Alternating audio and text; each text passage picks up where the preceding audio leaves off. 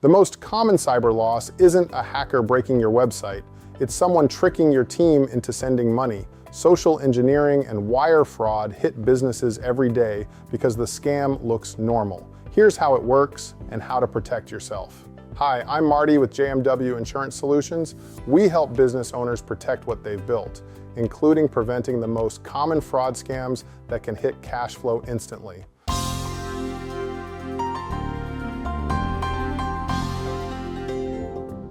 If you've ever received an email that looked almost right, the right logo, the right tone, the right vendor name, you've seen the front door of social engineering.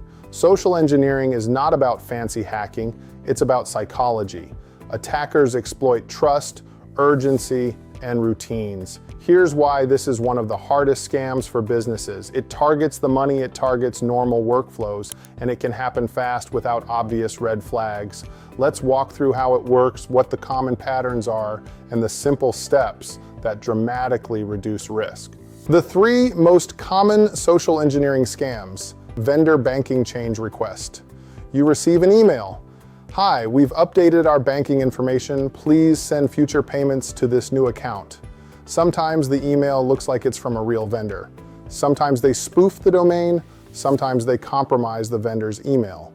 If your team updates payment information based on email alone, the next payment goes to criminals. Fake invoice with urgency.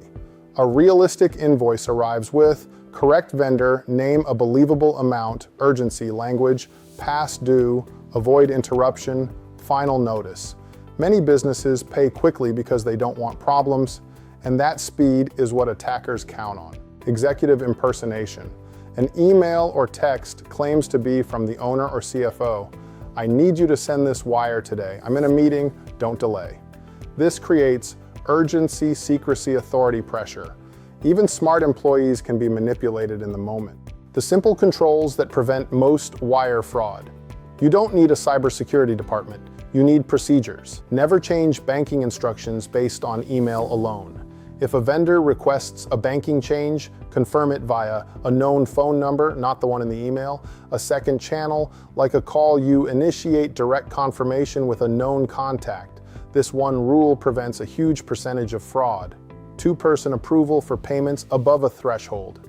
Set a threshold, even something like $2,000 or $5,000, where one person initiates, a second person approves, and the vendor details are confirmed.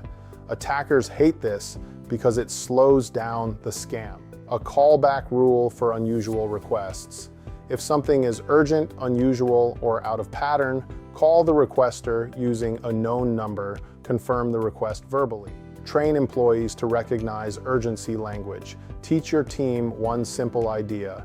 Urgency is a red flag. The faster someone wants money moved, the more verification you should do. Lock down email security basics. Even non-technical steps help. Two-factor authentication, strong passwords, limiting who has admin access, using secure password managers, keeping systems updated. The insurance angle. Why coverage matters here.